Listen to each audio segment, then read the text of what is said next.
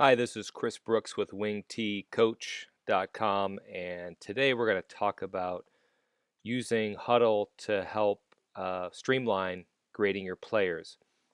And there's a lot of ways to do player grading, and I suspect a lot of coaches will just pull out a clipboard and write things down. I'm a little bit more of a technology nerd, and I like to use tools like Excel to quickly do some analytics and averaging and I think this process that I show here is pretty easy once you do the setup, but the setup is not um, trivial, and Hudl doesn't have a lot built in to help you with grading, so you really need to do a lot of this on your own. But the good news is once you set it up, you have that in place for grading any game going forward because it becomes part of your breakdown data and your column sets. Okay, so let's dive into it. And I'm a wing T coach, but the things I'm talking about here would apply to anything. Any offense you're running, you can use it for grading defensive players. And there's a pretty simple routine that I'll walk you through that scales to pretty much any kind of offense or defense breakdown approach that you want to use. The first thing we need to do is we need to set up our the extra columns that we want to track to grade the players. And what I want to do on a given play is I want to know, and we do this by position. So I want to know what player was playing that position.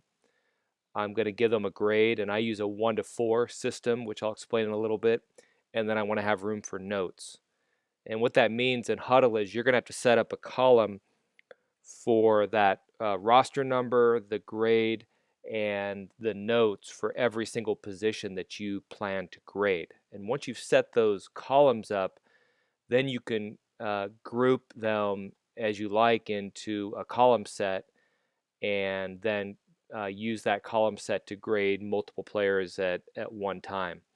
And what I do on the wing T side, and I'm an offensive line coach, is that I set up a column set for my strong side, which is going to be the strong guard, strong tackle, and tight end, and then another one for the quick side, which would be my quick guard and quick tackle, or the weak side.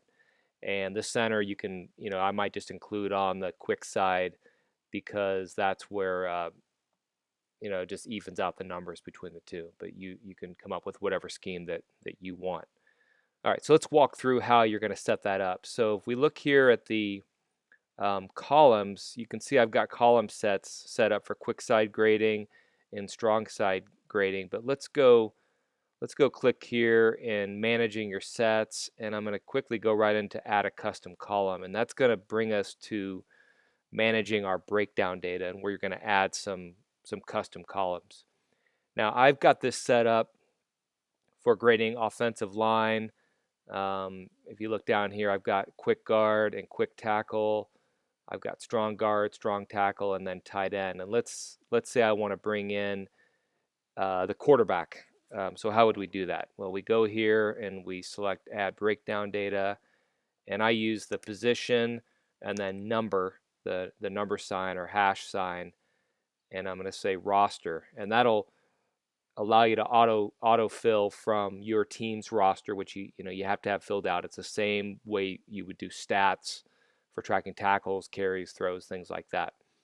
So we save that, and then click done. And now I'm going to add QB grade, and this is going to be a number. And so we save that, and I'm just going to add each of the allowable values 1 through 4. And so I can add a label to this if I want. And let me briefly explain my 1 through 4, which you can see now is the allowable values. 4 is the highest grade, 1 is the lowest grade, and I look at it pretty simply. It's one dimension would be effort, the other dimension would be quality of execution. So if a player gave maximum effort and used had proper alignment, proper technique, that would be a 4. So if let's say it's a tight end who has a down block assignment and he's down blocking to his left, if he takes a good power left step, engages with the right helmet position and shoulder position, and then drives that man all the way down the line and stays engaged and plays for the whistle, that would be a 4. If instead he steps forward with his right foot, turns around to see if the back is coming, and quits on his block, that's going to be a 1. And then 2 and 3 are going to be in between those. Usually, if a player doesn't do the right things, the best grade that they're going to get is a 2. If they execute well, but I don't see great effort, that might be a 3. Let's go ahead and add notes, because we like to have some explanatory notes. And this is going to be text, and this will be open-ended. So now you can see I've got QB notes, QB grade, and the QB number, and that'll allow us to grade quarterbacks on a given play. And let's say I want to grade my quarterbacks and fullbacks together on this. Let's go ahead and pull up a game where we're going to do some grading here. Now I can go into my columns and manage my column sets, create a new set, and I could say backfield grading, and maybe eventually I add my wing back and halfback to this, but let's just call this backfield grading, which shows up right here. And it's got a whole bunch of things that I probably don't need in here, so I'm going to go here and just start backing out a lot of these. I'll probably trim some of this video up because this is pretty boring stuff here. I like to keep the basic offensive play information here that you see, because I'm going to want to know what play is coming and what happened as I go into the grading. In fact, I'm going to show you here in a little bit that I'll usually filter by the play type, because there's not that I don't want to grade the fullback on plays when he's not getting the ball, because we will want to grade on blocking and fakes. But I like to segment my grading process around specific plays, because then I can watch, if I'm going to watch belly 6 times in a row, it'll give me a good sense on what to call out and corrective feedback that I'm going to give the player. So let's go ahead and add the QB number, the QB grade, and the QB notes here. And I'll do the same for the fullback. There's the fullback number, grade, and notes. And now I have a column set called backfield grading. If I switch between these, now I'm seeing the center grade and quick guard, and I go back to backfield grading, and I can see as I get in here and do the editing, which we'll see, I'll be able to do the quarterback and the fullback. Okay, so let's get into do a quick example of some grading here. And I'm going to go ahead and filter by some plays. This is where if you break down your offense, it can be really helpful to come back and grade. And I do this pretty religiously, because I want to do end of season analysis, and I don't want to backload all that for the at the end of the season. So I do it as we go. And let's say we're just going to look at the Buck series fullback guard trap play. And now I've got some plays to look at here. And unfortunately, our camera person here was running really wide angle, so it's pretty hard to see who the player is. But let's go ahead and get into edit. I'm pretty sure I know who the quarterback was. And the great thing about the rostering is that you can put in the number or start to type the player name. And I'm pretty sure this was the quarterback, number 15. And I go and I'm pretty sure that this was the fullback, because I know this was our first series and I know who our starters were. So I've got the fullback and the quarterback in. And on that Buck series play, what are you gonna grade on for the quarterback? Well, it's going to be footwork. And if I back that up, I'm looking for a good reverse out. And I don't think that's great. If you look, his shoulders are still very tilted towards the fullback. I want his shoulders square, straight back, perpendicular to the line of scrimmage. hiding that ball in his belly and being ready to just dish it out, and then a really good fake, and then carrying out his boot. And that was, that was good. It's not great. I'm definitely not going to give a 4. I'd like to see him carry that boot out a little more. So, this is late in the season too. I'd probably give him a 2, and I would, under notes, I might say square, shoulders, carry out, fake, like that. And you can see the comments just show up there. All right, now let's look at the fullback. And I don't want to spend a lot of time on this. I'm going to go with my gut feel and see what's going on. And look at that. Look, what do you see from that fullback right away? I know it's kind of small. I'm seeing a false step. He's got a good stance, but he's stepping back, and it's delaying his release hitting that hole. This kid's a really good running back, but on that trap play, we want him hitting fast and hard. It's good effort. He runs the ball well, but again, technique at this stage in the season, I'm not going to grade him that. I'm not going to give him a 3 or a 4 because we got to get rid of that false step. So I'll say false step, hit hole faster, might be my notes. And I'm sorry, Hudl makes it hard to see these things, but you can kind of see it there. Yeah, now you can see the notes there. So we go through and let's look at one more play here. Again, this is trap, and actually I can tell because it's a touchdown here. I can tell this is going to turn out pretty good. And like I said, this is a good running back. We're not grading the line now. Again, the quarterback, shoulders not square, kind of a half-ass fake there. Great run. He's a good, like I said, he's a good running back. Good athleticism can make up for some technique. But do you see that false step there again? I might give him a 3 here, because I want to keep his confidence. He ran the ball well. He hit the hole, made it good. We like to see that cut to the right after he hits the hole because we've built that wall with that play side tackle, and he does it to perfection. So I'll probably give the fullback a 3 on that, but still say false step, but good cut, something like that. All right, I don't want to belabor the grading because that's going to be up to each coach because we're focusing on some of the tools here. But those are things I look for. It's, technique, alignment. That first step is so important for timing. And when it comes to the wing T, you're going to want to spend time looking at particularly your wing back and halfback. How well are they faking? How well are they blocking? Because they're only going to carry the ball about 1 out of every 3 to 4 plays. And you need them executing really well on that buck sweep fake, jet sweep fake. They need to block really well on down, on belly, on buck sweep. And so I'm going to spend at least as much time grading on those aspects as I am when they're carrying the ball.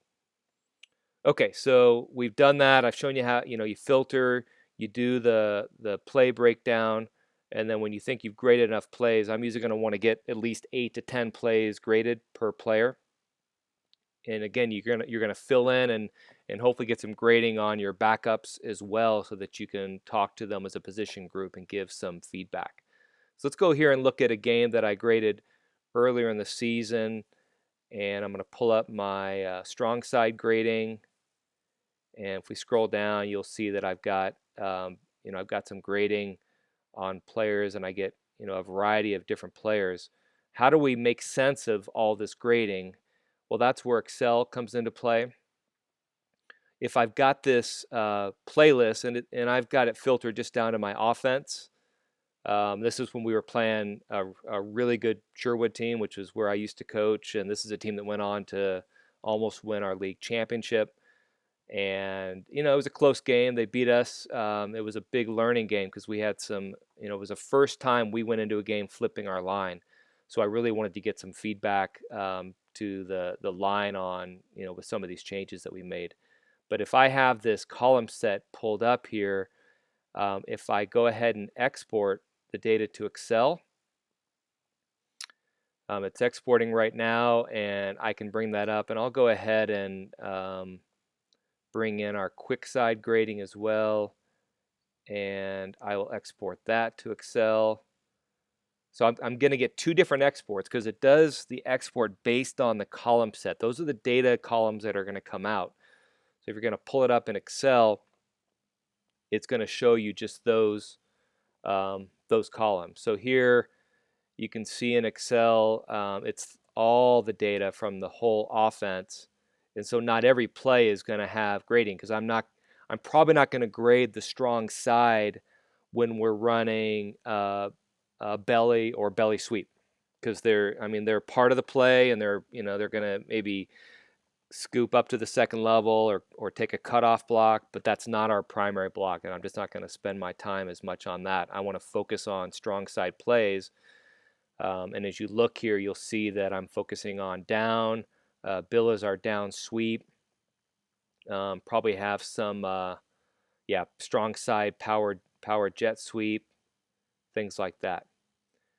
Now, I'm going to do something in Excel here that you may not be comfortable doing, but if you use Excel in your day job or for football, learning the basics of tables and pivot tables is well worth your time. So I'm going to select this whole table, this whole export. And let me pull this down a little bit so you can see what I'm doing.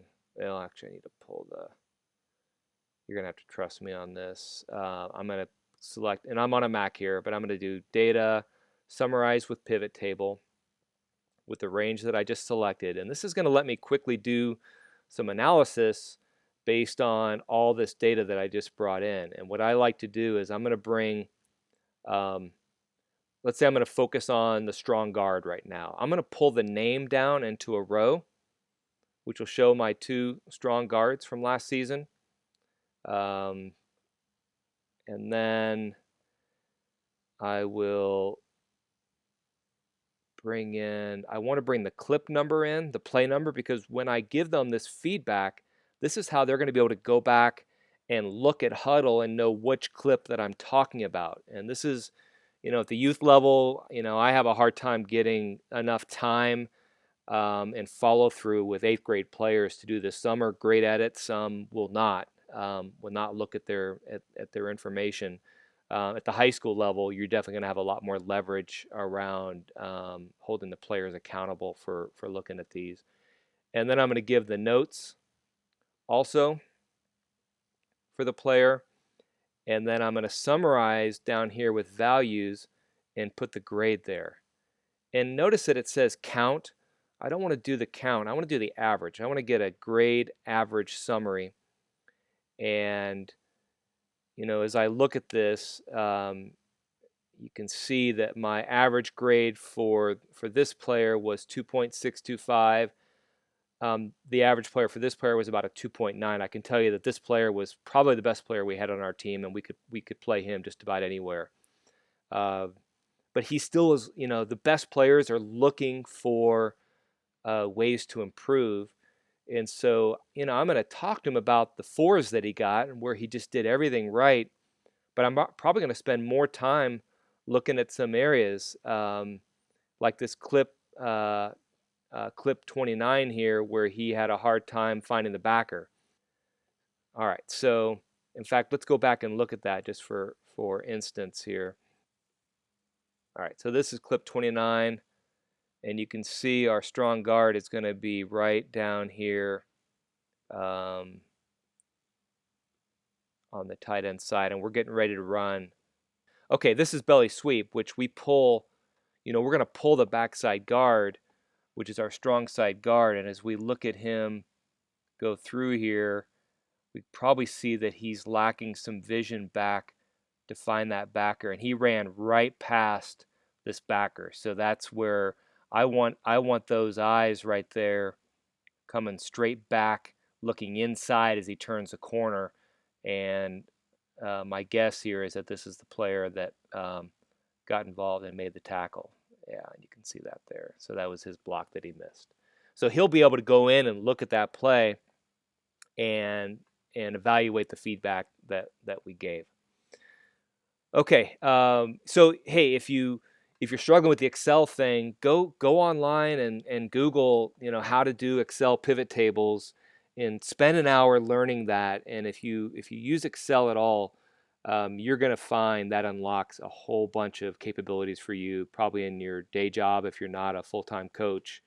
and certainly to help you out with your coaching as well. All right, well, that's a wrap. I hope this was helpful.